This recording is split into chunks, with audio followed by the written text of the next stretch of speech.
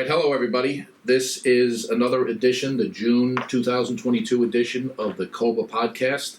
I'm here with John Hogan, the second vice president of the union. Say hello, Hello, everybody. This is Brian Sullivan, president of the Correction Officers Benevolent Association of Nassau County. I'm just doing a podcast. We're here getting into the summer months, and I wanted to give everybody a brief overview of where we stand on several issues. I don't think this is going to be one of my longer podcasts, which I've been told I can drone on and on. Sometimes it works to my advantage, sometimes not. But I just wanted to update the members on a few things that are going on. First and foremost, I want to talk about HALT. Obviously, we have a lot of issues going on in the jail. It's not just our jail. It's going on all over New York State, all over every county in New York. New York City is addressing the same stuff where HALT, Human Alternatives to Long-Term Solitary Confinement, once again, which is a complete lie, a complete misnomer, because we don't have any solitary confinement in New York State anymore. That's relegated to movies from the 1930s and 40s. We have had administrative segregation in New York State. People that are proponents of HALT, that want this to go through, have been pushing this completely false narrative that people in administrative segregation are being tortured in jail, that they're being deprived of medical services, of proper food, of daylight, of everything else. We all know that is 100% false. We went to Albany this past spring before, in a last-ditch effort after fighting HALT all these past several years. We went with the Downstate Correction Coalition, New York City, New York State, Suffolk, Westchester. We all sat together. John was with me on that thing, along with Pat McDevitt, and we tried in a last-ditch effort to get them to delay the implementation of HALT from April 1st to September 1st because no one was ready. They took away the training. Aside from basic training, they took away the in-service training. They took away the training for the regular officers. They came out with these fugazi, PowerPoint presentations that the State Sheriff's Association did, things that are very contradictory. It's almost impossible to follow. So we went to Albany and we sat with Senator Julia Salazar, who's from the city, and she was the sponsor of the HALT bill. And her and her staff basically told us they don't care. They don't care about HALT. We all know that HALT is bail reform in jail, that as of April 1st, we don't care what you do, but just open the gates and let them out on April 1st. It's the same thing they did with bail reform and discovery reform. Our problem in corrections is that we don't have the public scrutiny that is being done with bail reform. You don't have the stabbings and people throwing people on subway trains and shootings that are going on all over. Stuff that happens in jail, our municipalities do their best to keep them under wraps. So the average citizen, even to this day, no matter how many times we've talked about it with the coalition, how many times I've talked about it in public and at the legislature and everything else, the public doesn't understand it. They don't know what HALT means. So when we sat up there, Senator Salazar actually didn't even sit with us. She disappeared that day, and her staff was there because she knew we were going to sit there and break her chops about this. And we put out notice to all of them that it was a disgrace that she wouldn't even sit with us and as the stakeholders in all of this. They told us they don't care what happens. What happens in the jails once HALT takes effect is your problem. You people figure out the operational aspect of it, but as of April 1st, open the doors and let them out and stop torturing these poor people.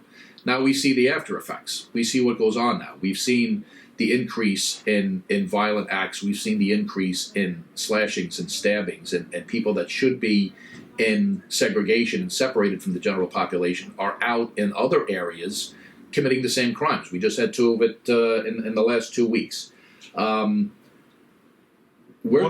kid within 36 hours was involved in two incidents. In two incidents, right. Slashing and stabbing. The first one was bad enough, and 36 hours later he was involved in another one. And it's absolutely insane that this is allowed to go on. One thing that I wanted to bring up is that we were looking for, my chair is squeaking, excuse me, we were looking at, as part of the coalition, there was a federal lawsuit filed by the New York State Correction Officers and Police Benevolent Association, Nassau COBA. Mike Powers is the president of those. He's a member of the coalition that we have.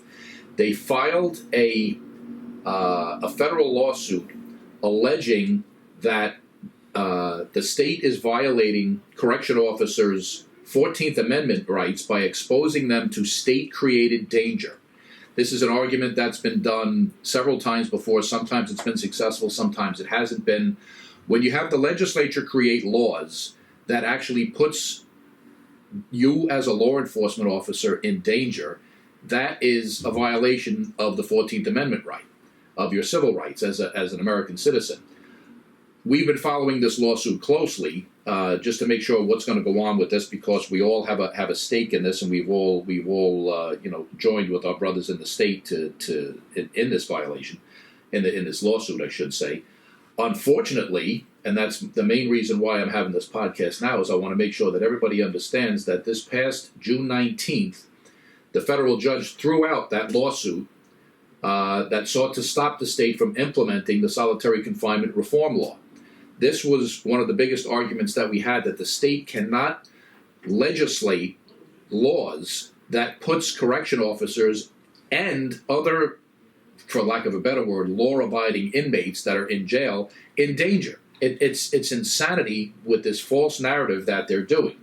U.S. District Court Judge May D'Agostino dismissed the challenge. I'm reading a little bit from the news article that came out about it, that challenging the human rights claim that we have about HALT, which took effect in April. It mandated the creation of residential rehabilitation units, which we know our own county is in violation of that law because it mandates the creation of these RRUs, which no one in any of the counties has built. All we did in Nassau County was April 1st was close the BMU. It was taken as an opportunity to save money here by cutting posts. You cut a sergeant's post and you cut all those officers' posts, and they distributed these inmates into the general population throughout the facility. But all the counties in New York State are in violation of this because no one has the money, and it was an unfunded mandate to create these separate buildings. And they're all crying poverty, all the counties, as they usually do. And that you can't keep individuals placed in segregation for more than 15 days. Now, how do we go ahead and, aside from following this lawsuit that we've been doing, and just close the BMU, disperse these inmates into the population, be in open violation of the RRUs, and expect that what's going on in our facilities is not going on now? In the state, they actually put about $45 million into a couple of different facilities. One was the Marcy Correctional Facility, and even though they put these tens of millions of dollars into these facilities upstate, their violence against correction officers in New York State has been horrendous, because they're all state prisoners. Every one of them is doing multi-years of time in the state. So the crimes against correction officers, crimes against inmates up there are off the charts. They have state correction officers retiring at record paces, just like we have in our own facility here, and it's going on at every correctional facility in the state. They don't keep up with the attrition. There's certainly a lot more attrition, people leaving because of these crazy laws, just like New York City Police Department, people are leaving in record numbers because of bail reform and discovery. People are jumping ship because nobody wants to do these jobs anymore. But in this argument, in this lawsuit, it was argued that the halt will lead to increased violence in prisons because it accuses them of state-created danger. This judge, in her decision, she said the court recognizes the serious dangers correction officers face, but also said that it strains credulity. This is my favorite part of this. It strains credulity to allege that the 14th Amendment's guarantee that no state shall deprive any person of life, liberty, or property without due process imposes a constitutional obligation on the state to use solitary confinement against individuals under 21 or over 55, or that the state is constitutionally obligated to allow the use of solitary confinement of prisoners for more than 15 days at a time. That is such a horseshit argument from this judge that we're trying to say that, creating this forces them constitutionally to deprive prisoners of their constitutional rights. It's absolute nonsense that this is the argument, and it's strange credulity, which basically means the lawsuit has no credibility. How does a lawsuit have no credibility when it's obvious that look at our facility alone. the inmates, there's been plenty of investigations in the last several weeks, especially since Holt went in, where inmates are telling our investigative sergeants, they're telling criminal investigations that they know there are no repercussions to act violently in a jail. We still have to go after the DA's office to make sure that inmates, we got a very good relationship with Ann Donnelly. We supported her. We've known Ann Donnelly for years. We have a lot of a very good relationship with her, that she's going to prosecute crimes in jail. But when the inmates are telling our people straight out, you close the BMU, we know these inmates aren't going anywhere. They're going to another dorm. What's to stop anybody from committing a crime? What's to stop them from slashing other inmates? What's to stop the gang problem? They know nothing is going to go on, so the inmates are actually telling our staff they're going to arm up to protect themselves, because now the system cannot protect them. We can't protect them from predators in the jail. This is what we've talked about for the last. Holt first came around in 2013, but the makeup of the New York State Legislature was completely different, so it never went anywhere. Now, since these progressives and everybody took over, we're all the bad guys. But especially the last 2 or 3 years, we have told them that you are going to legislate violence and predatory behavior against the regular average inmate that wants to do his time and get the hell out of here without any problems. And it has come to fruition, and they do not care. The state does not care. Now, at this point, because of this lawsuit, and obviously we disagree with this, and we're looking at other avenues, federal labor law, New York State labor law. We're looking at every other avenue we can legally within our means and use the legal system against them. I'm not going to tip my hand too much to what's going on here, because we're still vetting out a lot of issues. We're going to do it together as a coalition, and we're going to do it individually as Nassau COBA, about bringing legal action against the county and against the state, that they have to put something in place that protects correction officers from these insane laws that Albany is doing. And we'll also argue on behalf, even though it's not our job, on behalf of the average inmate, that it's our job to protect, that doesn't want to become prey from some MS-13 gang member or some other gang member that's just going to go in there and do whatever they got to do, knowing that there's going to be completely no repercussions. So in this podcast, I'm going to put up a couple of these the news articles related to this. You can read a little bit more into it. I certainly hope that everybody gets involved and understands what Holt means to us as correction officers, that it's not just something that's being done in Nassau County. We just opened the doors. This is a statewide problem. It's a issue. It was actually geared towards the New York State prison system, but as an afterthought, they included all the counties into it. John was there, and he knows we had these conversations that if you look at the law itself, it's tailored towards the state system. We don't have the same types of things because we have more of a transient inmate population. How did you include us in this in the first place? And then, like I said before, all of the unfunded mandates that forces the counties to be in non-compliance with this law. So if you're going to be in non-compliance with the law, why are you only tailoring? You have to do it as per New York State law. The whole thing, you have to abide by certain laws, otherwise they're going to come in. But if you're going to be in non-compliance in certain things, why do you have to be in compliance with certain other things? And those are the issues that we're keying on as the union, to do our best to protect our officers and make sure that this state-created violence, even though that argument was shot down in the federal court, it's still there. State-created violence, state-legislated violence, doesn't harm or kill one of our officers here because of insanity in New York State. Direction is a big thing. We're getting zero direction from the state. I'm not even blaming our department. We're getting nothing from the state. Right. There is absolutely no direction. Everybody's winging it. It's not going to end well. One of the stupidest things that did happen with Holt was when Cuomo was still in. He was still the governor, and this thing was originally passed. It just took effect this year, but last year Cuomo was still in there. I sat in the same office and we had a Zoom meeting with Cuomo's chief of staff and all of his top attorneys with the Downstate Correction Coalition that we have, and we told them, we got them to agree they were going to do what's called chapter amendments. Chapter amendments is where you could actually change a law or tweak it after it's been signed by the governor. We got some airtime with the governor. They said they were going to do chapter amendments, and we told them that you have to be able to separate inmates to at the very least for classification purposes. There has to be a cool down period. You can't just move a guy or girl from one area to another area and expect that the violence isn't going to continue. They agreed to do certain chapter amendments. We talked about, 6 or 8 different things that we thought would help water down this issue and give us more control. They changed 2 things. They changed mental health inmates. They could separate them for a couple of days for classification purposes to see where they're going to put them. And the other chapter amendment that they did was they canceled all the training because the counties were bitching about the cost of training.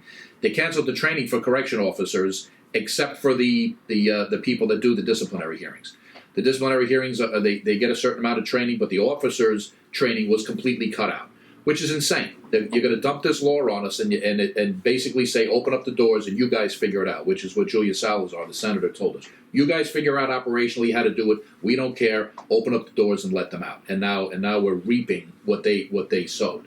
So just rest assured that going forward, we're gonna exhaust every remedy we have here. Everybody has to stay alert and safe. These things that they put out as part of the Sheriff's Association, these PowerPoint presentations, they got a little bit better from what I've seen. I've read a lot of it, but a lot of it's very contradictory. It's, you have to sit there and look at it on your own time, and they gave us a certain amount of time for our officers to review it. They had people go down, the ones that work in certain areas, but that's not any way to run a law enforcement agency. It's not any way when we're responsible for the lives and health of these inmates, because you're going to turn around, there's going to be lawsuits left and right. We're going to make sure that all of our officers are protected legally with this. But how do you throw this nonsense out there and expect that our officers are going to be responsible for this? It's not feasible. We'll keep everybody involved with any actions that we're going to take. We have a few things on the table that we're investigating, not only with our attorneys, but with other attorneys in the state, to go after our individual municipalities and go after the state again on both the state level and the federal level legally, and I'll keep everybody involved. We're going to take a quick break, and I'll be back with a couple more things in a moment. Thank you.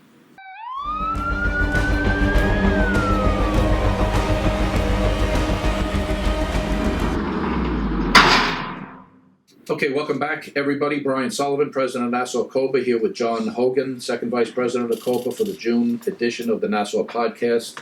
I just want to talk briefly, update everybody on what's going on with staffing and promotions. I know there was a lot of talk over the last several weeks about promotions and staffing, and I know I've talked several times about this. To this day, for many months now, every 2 weeks, I have been having a conference between Nassau County Civil Service, Nassau County HR, the County Exec's Office, Civil Service, County HR, the Police Department, the Police Commissioner is on that, the Sheriff is on it, talking about staffing here, how the ongoing staffing crisis is being addressed. We just had a recruit graduation ceremony. Originally 28 people were hired, and 2 people, one person failed out of the academy, one person dropped out. I believe they went to another job, and we graduated 26 recruits. That was a direct result of these conferences that we're having. We go back to the current administration, which really pisses us off, and pisses a lot of people off, because we have a budgeted head count in this county, which is roughly 80 officers above what we've been sitting at, and they just have not filled them. And we've known through all the unions in Nassau County that the current administration was budgeting for a certain head count for everybody in the county, but they weren't hiring and filling these positions, except for the police department, because they have a federal consent decree on hiring. They weren't filling a lot of these other positions, especially with us in CSEA, because they were using those monies as part of contract negotiations. So that's something that should not have gone on. We protested that before. We went against that at the legislature several times, that you can't budget for positions and then you're saying you're going to use money that's budgeted for that towards the cost of contracts, because then you're telling us that you're not going to hire those positions and you're going to perpetuate the staffing crisis in the county. So as we argued that, it was our thought, it was our knowledge at that time that the county was filling up the queue of people that could be hired here. When talking about the queue, it was our contention that Laura Curran's administration was doing backgrounds. We know that they sent out packets. They sent out numerous times. They sent packets out to people, and everybody has a friend or a kid or a neighbor that got a packet here. The problem is they weren't keeping up with it, and even through all the last 2 years of contract negotiations, we've had conversations with the county and with NIFA about how they're gonna fill these ranks and they're gonna fill people. 2020 was one of the biggest problems that we had because of COVID. 2020, I've said this before to people, that we lost 67 correction officers here, and they didn't hire any. So that blew a hole in the side of the ship here that we have not been able to recover from, staffing-wise. That has reverberated through the promotions also, because dating back to 2018, we've lost 34 supervisory positions here from top to bottom, and we've only hired back 7, only 6 of which are working in a line capacity. So as we're trying to negotiate with the county about the contract and trying to fight with the county and having all of these 2-week conversations with civil service, it became blaringly obvious that the current administration was being disingenuous with us about how fervently they were doing backgrounds and trying to get a queue set up. That's why, if we didn't have these meetings over the past several months, this past graduating class never would have happened. And it's infuriating to see what's going on. We've had a commitment from the county that they're going to hire 100 correction officers this year. We all have our doubts because we know, dealing with this county and just the way things go and how many things that they're sending out, how many backgrounds they're doing. It's the middle of June. It's the middle of June, and we just hired 26 correction officers. Saying we're going to get 75 more correction officers by the end of this year. It's a grand plan. It's definitely a grand plan. The next class is scheduled for either August or September, and then another big class, by the end of the year, either in November or December.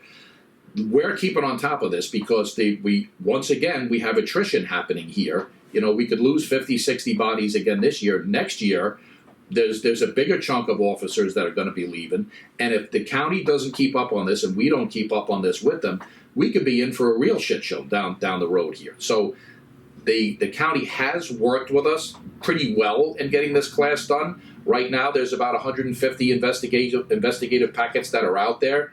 You hope that you're going to get a good pool out of that, and we're going to keep the ball rolling. And after this, I've got commitments from the county and budget office that they're going to hire the same way they do with the police. We'll have 2 classes. Once we catch up, we'll have 2 classes every year to keep up with the attrition.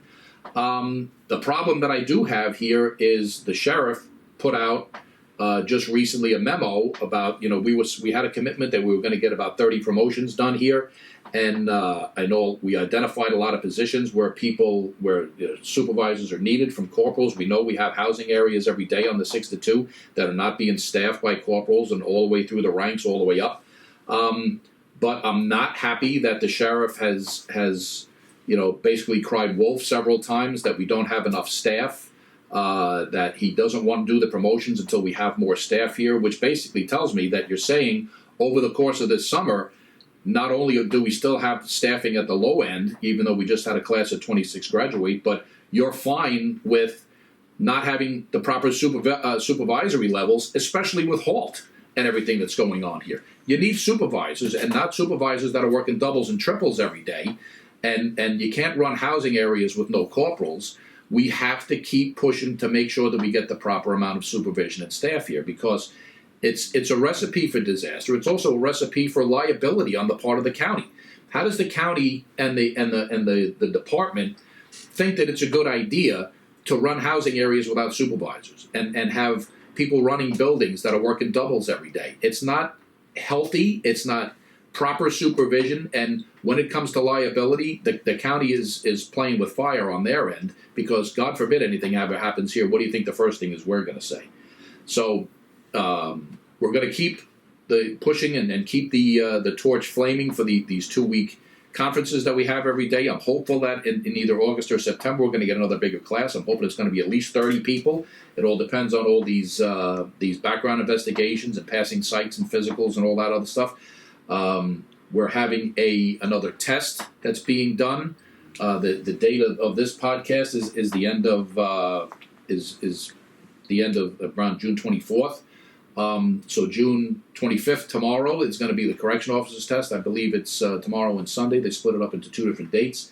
From what I understand, at least 1,000 people have signed up for that test, which to me is absurd, even with a lot of the publicity that we put out for it. I know there was job fairs and everything done. People don't want these jobs in this day and age. It's incredible, especially working in jail and halt and bail reform. They see all the anti-law enforcement sentiment. It's a shame because these are all good jobs. I took this test many, many years ago with over 18,000 people. People wanted these jobs like nothing, and it's still, I don't care what anybody says, this is still a good job. Good job, good benefits. It's provided a lot of security for a lot of people, pensions and everything else. Why people wouldn't want this is beyond me. You know, the younger people today come from a different mindset. That's why we see older people taking this job. We see some older people in this last graduating class. But when you give a test like this, especially in Nassau County for the Nassau County Sheriff's Department, you have 1,000 people sign up. There's something wrong with the system, and that has to be addressed. I'm going to stop there for that segment. I'm going to come back one more time with a little bit of miscellaneous stuff and just catch up on a few things, and I'll be right back.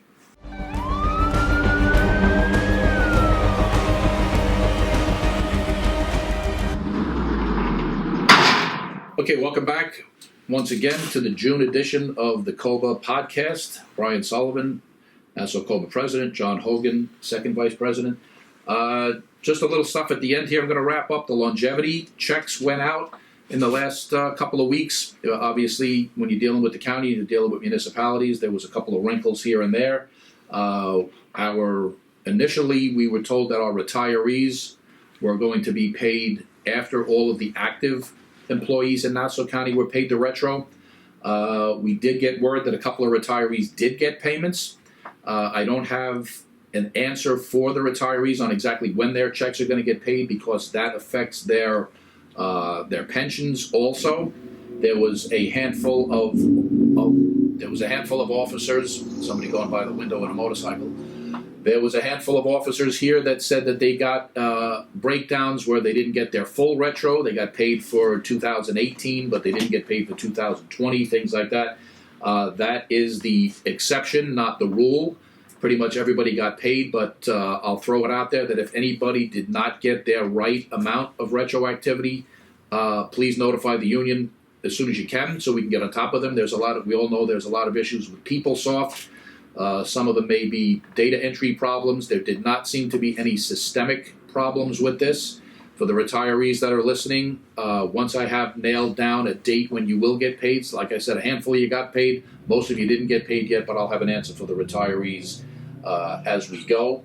Couple of things coming up. The golf outing is on July 11th, and it's sold out almost immediately, which I was very happy to see. It sold out within a week. We actually have more golfers than we know what to do with right now. We just recently had the car show, the Widows and Children's car show. It was the biggest ever. We had 575 car entrants, and I think we made the most money ever with the car show. So I'm glad to see that people are coming out from everywhere to support this union and support the Widows and Children's Fund. It's a great thing. I'll just touch briefly at the end here with regard to the contract. The contract talks continue. We don't have a resolution to the contract yet. The contract, obviously, it's an ongoing and contentious issue. It's one of the most important things for our member, if not the most important things for our members, along with HALT. But we're dealing with the county on a daily basis. We're going back and forth about how to resolve this issue. I know the PBA and CSEA are in the same boat as us. I know people don't want to hear that sometimes, but I'm in close contact with the president of both of those unions. Again, we have the issue of NIFA is over everybody's shoulders, that you're not going to get a contract done unless NIFA approves it. The county's not in control of their own finances here, so that's the stuff that we have to deal with. We're never going to get a contract done unless NIFA gives it the hand wave. You have to work within certain constraints, but we're not going to sign a contract that we don't believe is in the best interest of our members.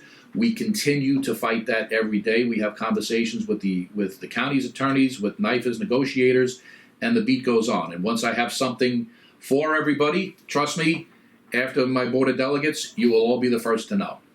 All right? So I'm going to wrap it up there for this edition of the June COBA podcast, formerly the monthly podcast, but sometimes because of scheduling and everything else, we don't get to do the monthly. So I don't want to be called I'm lying that I don't do it every month. So it's the COBA podcast. Next Wednesday, June 29th is the general membership meeting. So by all means, come out. If anybody has any questions or concerns, that's your time to come out and address the entire union board. And it's at Levittown Hall at 8 o'clock. So, the more the merrier. Come on out and bring all your questions and concerns. We'll go from there. Other than that, happy summer, everybody, and I'll talk to you soon. Say goodbye, John. Goodbye, John. Take care, everybody.